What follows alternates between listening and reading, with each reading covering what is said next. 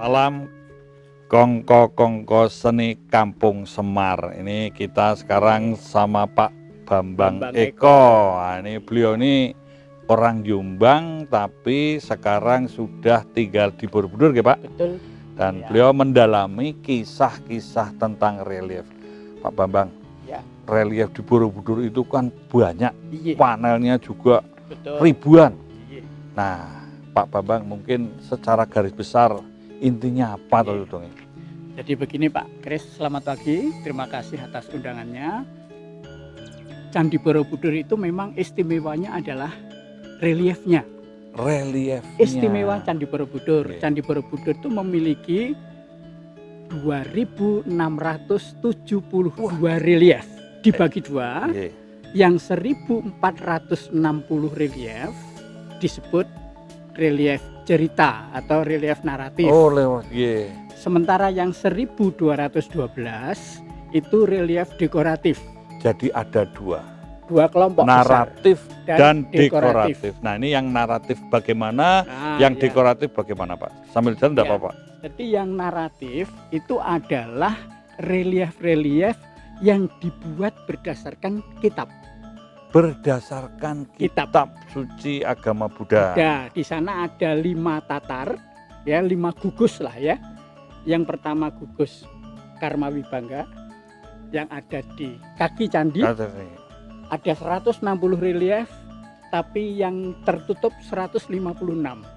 Hanya 4 yang bisa dilihat. 160 relief, tertutup 150. Wah, ini kok malah ajaib Pak. Ini ceritanya. Ya nanti saya bisa babarkan Oke. semuanya. Yang terbuka 4. Yang 4 ini ada di sudut tenggara. Nah, yang seharusnya kalau kita mempelajari relief Borobudur itu yang pertama kali dilihat. Karena di situ adalah awalnya. Ya, di situ ada pesan utama. Kalau dalam bahasa Jawa itu pesan pertama itu adalah ngunduh woing pakarti. Ngunduh woing pakarti. Di situ diajarkan hukum sebab akibat atau hukum tebar tuai. Tebar tuai jadi ngunduh apa sing ditandur. Ya, ngunduh woing pakarti. Jika kamu berbuat baik, maka kamu dan orang-orang di sekitarmu akan hidup sejahtera bahagia. Tetapi kalau kamu berbuat salah, maka kesengsaraanlah yang akan terjadi pada dirimu maupun orang-orang di sekitarmu. Akan mendatangkan duka dan karma. Betul. Maka itu dinamakan Karma Wibangga. Dan ini ditulis berdasarkan kitab yang namanya Sutta Karma Wibangga. Sutta Karma Wibangga. Namun, nah ini ada catatan karena kita perlu mengenal secara tepat. Pembuatan relief itu tidak bisa identik dengan kitab. Ya. Ini sebabnya apa Pak? Nah, ada sebabnya. Yang di Karma Wibangga dari 160 itu dideteksi oleh para ahli yang betul-betul bisa digali dasar kitabnya adanya hanya 35 relief. Dari 35 dari relief, 160 60 ada 125 yang nanti saya jelaskan di belakang. Nah, dari 35 itu ada 26 yang ada judulnya Pak. Keren loh sebetulnya. Ada tulisannya. Ditulis ada maksud atau makna dibalik dari relief Ya. itu. Sebetulnya itu adalah tulisan yang memberikan instruksi lah. Maka namanya inskripsi. Jadi para ahli pujangganya nulis. Kemudian tim pemahat itu nanti membuat relief berdasarkan tulisan itu. Itu ada 26 Pak. 26. Nah, ini kira-kira yang bisa Pak Bambang salah satu atau beberapa disebutkan apa saja Pak? Ada ya. Tapi saya jelaskan yang 125 dulu ya. Mengapa kok tidak identik? Nah, karena pembuatan relief di Candi Borobudur tidak hanya Karma Wibangga tapi semuanya itu sangat dipengaruhi oleh faktor eksternal. Yang pertama adalah agama yang dominan saat itu. Karena pembuatnya kan semua orang-orang yang bukan beragama Buddha? Bukan Buddha, tapi Hindu. Orang Hindu. Masyarakat kita dulu itu masyarakat Hindu. Maka pengaruhnya adalah dalam pembuatan karya seninya, karya itu. Ya, karyanya. Lalu kedua, juga dipengaruhi oleh budaya lokal Jawa kuno. Maka ada yang cerita-cerita tentang kehidupan Jawa. Jadi sanepo-sanepo Betul, atau ada. refleksi kehidupan, Ya, filosofi Jawa itu betul, juga betul, ada. ya. Kemudian yang berikut adalah kreativitas kru. Ya, Wah, saya sebut nggih, kru nggih. gitu aja ya. Karena di situ Kerja tim. ya timnya, karena di situ ada pujangga, ada instruktur, ada pengawas, ada pemahat. Nggih, Nah, nggih. mereka itu semua punya Semua kreativitas. semua Wajar kan ya? berperan, nggih, nggih, Betul. saling Maka mempengaruhi. 125 itu sangat sulit mengidentikan dengan kitab. Tetapi, nah ini luar biasanya, tidak ada pesan sekecil apapun yang meleset. Berarti mereka ini membuat atau menggambarkan pesan melalui simbol-simbol yang dapat diinterpretasikan sesuai harapan. Secara tepat dan bahkan akurat. Oh. Itu luar biasanya. Nah, Saya juga kagum dengan leluhur kita. berarti begitu. itu ada suatu kecerdasan emosional, sosial, betul. bahkan pikiran, intelektual, spiritual, enggak macam-macam nyampur di komprehensif. situ. Iya. Karena ini saya kira cerita-cerita ini ya menurut Pak Bambang Eko ini yang menarik lagi apa? Nah, ini Karwampi Bangga Pak ya. Lalu yang kedua, tingkatan kedua itu dinamakan relief-relief Jataka. Jataka itu kisah masa lampau Bodhisatwa. Jadi sebelum lahirnya Buddha Gautama. Sebelumnya Buddha Gautama. Iya, itu ada 500 relief Pak. Wah, ini kalau mungkin dipeletihi mungkin ini Ya, bertahun-tahun. sebetulnya perlu Pak. Perlu, tapi ya memang harus bertahap. Oke. Tidak bisa misalnya aku sulit telah mengumpulkan orang lalu saya jelaskan 500. Maka untuk mengenal relief ini saya punya semacam gradasi. Kayak semacam timeline lah begitu ya, gambaran betul. supaya tidak selalu semua dikenalkan Ya. dalam satu saat. Saya berharap paling tidak sekarang ini ada orang yang mengenal 123 kisah. Itu saja sudah nyun sewu luar biasa. mewakili semua itu. Betul ya, nanti malah kalau kita membuat semacam workshop itu 32 jam selesai. Memang perlu ada pembelajaran atau mungkin dibangun suatu kurikulum Betul, dan juga yang penting support. atau ya memerlukan political will. Nah, Jadi itu political will ini menjadi sangat penting. betul. Misalnya ini pragmatisnya ya Pak ya. Oke. Siapapun yang belajar relief dan dia mengenal 11 relief, kisah bukan reliefnya itu, karena ada relief yang satu relief satu cerita, ada yang 3 relief satu cerita, bahkan ada yang 25 relief itu satu cerita. Nah, ini Nah, dari itu. yang sekian banyak ini Pak Bambang.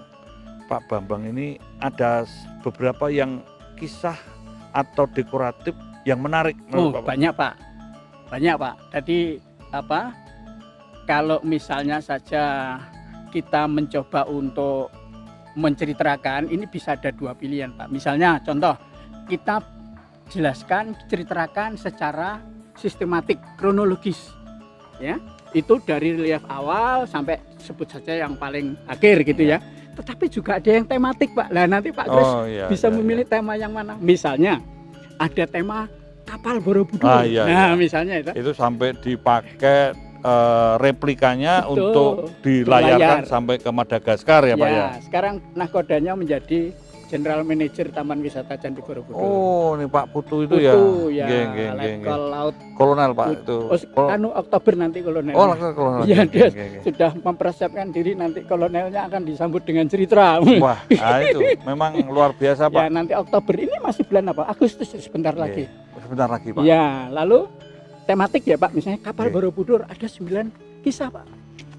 Ini saya sudah pernah diundang oleh 2 teman yang akrab, putranya Pak Panji Magelang, yakni Mayor Jenderal Purnawirawan Hendari Susupanji. Itu mengumpulkan seniman se-Indonesia. Saya diminta workshop membimbing mereka dan ternyata mengagumkan. Saat itu ada angkatan udara, ada angkatan darat. Nah, contoh itu tema yang pertama. Ada juga kalau Bapak menghendaki, aku pengen kenal dengan tema raja-raja, saya pilihkan yang raja-raja. Pengen mengenal wanita utama yang diceritakan di Borobudur. Nah, ini kalau ada begini Pak, ini kan saya pernah mendengar belajar dari Borobudur tapi ceritanya itu berkaitan dengan burung manyar dan monyet. Ada, tapi itu bukan Borobudur. Itu di mana tuh, Pak? Burung manyar dan monyet atau kerak itu di Candi Mendut, Pak. Oh, itu Mendut. bagus sekali. Dengan catatan relief yang ada di Candi Mendut tidak ada yang Di Borobudur. di Borobudur, dan sebaliknya yang dibuat di Kalau Borobudur tidak ada di Mendut. Yang ini burung berkepala 2, Mendut. Mendut juga. Iya. Oh, gitu. Tapi saya ya. punya koleksinya semua, Ya, artinya ya, ya. di file memo saya ada semua. Saya cerita itu. teringat begini, Pak. Mm-mm. Di dalam burung berkepala 2 Betul. itu kepala atas makan yang enak, kepala Ya, bawah makannya betul. turahan-turahan. Suatu Betul. ketika kepala bawah itu kepengen, bu aku kayak ising enak. Betul. Kepala atas bilang, alah wong sak tembolok wae. Iya. Kepala bawah itu nekat makan jamur Makan beracun jamur dan mati beracun, semua. mati. Ya. Ini menunjukkan bahwa di dalam kepemimpinan, di dalam suatu kehidupan perlu ada sinergis. Betul. Atas bawah ini merupakan satu bagian dari Betul, kehidupan. satu tubuh ya. Nah, ada satu lagi Pak yang ingin saya tanyakan. Yang mana? Yang berkaitan dengan pernah menjadi gambar di uang 10.000 pada zaman berapa lupa saya. Gambarnya Apa kalau nggak gambarnya? salah ada putri naik kayak kereta gitu loh. Ada rel ya. Masih iya, ingat ya, Pak? Ada, itu perjalanan Dewi Maya ke Taman Lumbini. Ada. Dewi Maya ke Taman Ada di Lumbini. Borobudur, itu ada di panel namanya Lalita Vistara. Saya punya filenya, nanti kalau Pak Kris mengendaki. Oke.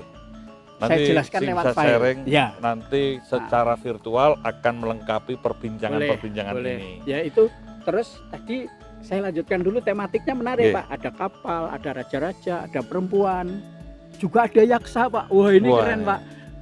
Sekarang ini teman-teman Borobudur lagi gandrung untuk mengenal kisah tentang yaksa. Sudah saya siapkan ada 5 kisah tentang yaksa. Itu misalnya ya, Nah, tematik yaksa Bapak ini mungkin orang belum terlalu mafhum dengan yaksa. Ya. Ini yaksa ini kenapa dibuat Wong? Ini tempat suci kok ada yaksanya sekarang? Nah, begini Pak.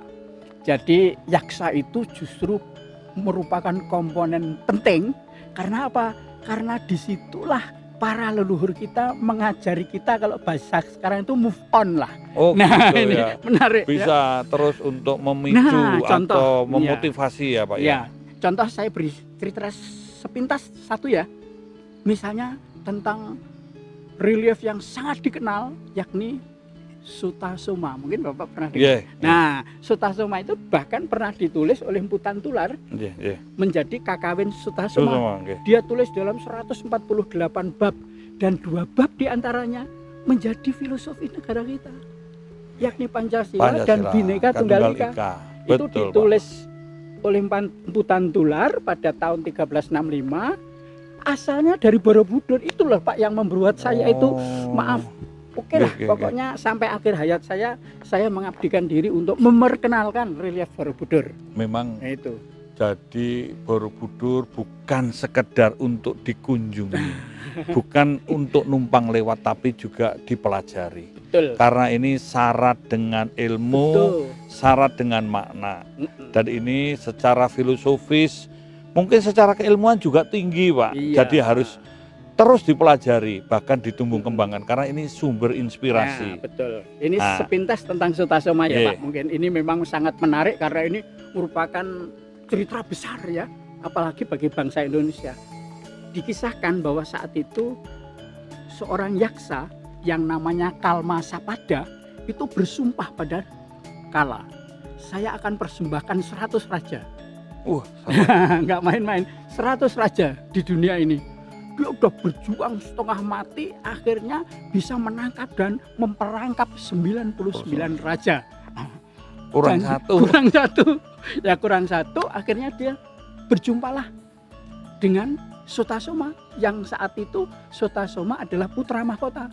Dan dia ingin melindungi seluruh rakyatnya ketika Kalmasapada itu datang. Ya terjadi konflik sedikit, tapi akhirnya karena kekuatan secara fisik, Kalmasapada ini bisa menculik Sutasoma, dibawa ke gua di mana dia tinggal, dan sudah jelas di situ ada 99 raja yang ditawan. Ya mungkin raja itu perwira lah ya. Yang perwira ditawan di situ. Tinggal 1. Begitu ditangkap lunas janjinya. Ketika akan ditangkap, Sutasoma pamit. sebentar, saya siap mau kau apakan, tapi saya masih punya janji kepada seorang pertapa. Saya mau bicara dulu pada pertapa itu, dan saya nanti akan ke sini. Waktu itu kalau Mas Abada udah naik pitam, nggak mungkin orang melarikan diri lalu dia akan kembali. Tunggu saja nanti. Lulus juga hatinya, dilepas Sutasoma itu. Tidak jadi diperangkap, dilepas. Lalu Sutasoma kembali ke kerajaan, bertemu dengan pertapa, bla bla bla bla bla. Selanjutnya kembali lagi, Pak. Kembali lagi ke gua itu. Kalma Sabada, inilah aku, Sutasoma yang kau cari. Lalu demikian setia engkau dengan janjimu, dia katakan begitu. Lalu pelan-pelan Kalma Sabada justru berlutut, melepas pakaiannya, menebar pakaiannya di tanah, mempersilahkan Sutasoma untuk duduk di atas pakaian yang indah itu dan mengatakan, ajarkanlah sesuatu kepada saya. Luar biasa, lalu diajarkanlah bla bla bla bla sampai akhirnya si Kalma Sabada membuat sumpah, saya mengakui bahwa saya bersalah selama ini, saya membenci kesalahan-kesalahan saya mohon ampun melalui engkau Pangeran, saya berjanji tidak mengulangi dan saya akan memperbaiki hidup. Nah, jadi, luar biasa itu move on-nya. Jadi ada di relief itu ya. Memang mengingatkan, ngelengke, karena eling itu menjadi tidak lali, tidak lupa. Nah, ini Pak Bambang sudah mengingatkan kita semua. Dengan cerita Sutasoma merefleksikan, nek wis janji ojo mblenjani. Padahal kalau ukuran manusiawinya, begitu aku menepati janji kan mati. Ya kan? Tapi justru menghidupkan. Jadi artinya iso urip lan nguripi. Karena hidup ini juga memberi kehidupan kepada yang lain. Selalulah menginspirasi. Nah, Pak Bambang, mungkin ini sebagai closing penutup cerita bincang-bincang kita pagi ini. Pak Bambang punya kepingin atau keinginan untuk apa kepada generasi muda atau kalangan publik yang berkaitan dengan Borobudur ini? Ya, sederhana saja Pak. Saya selalu berjuang mengundang teman-teman untuk mengenal kisahnya saja. Sementara itu muaranya seperti apa silahkan orang masing-masing untuk bergerak. Ini yang saya ingin sampaikan. Jadikanlah Borobudur itu kelangenan.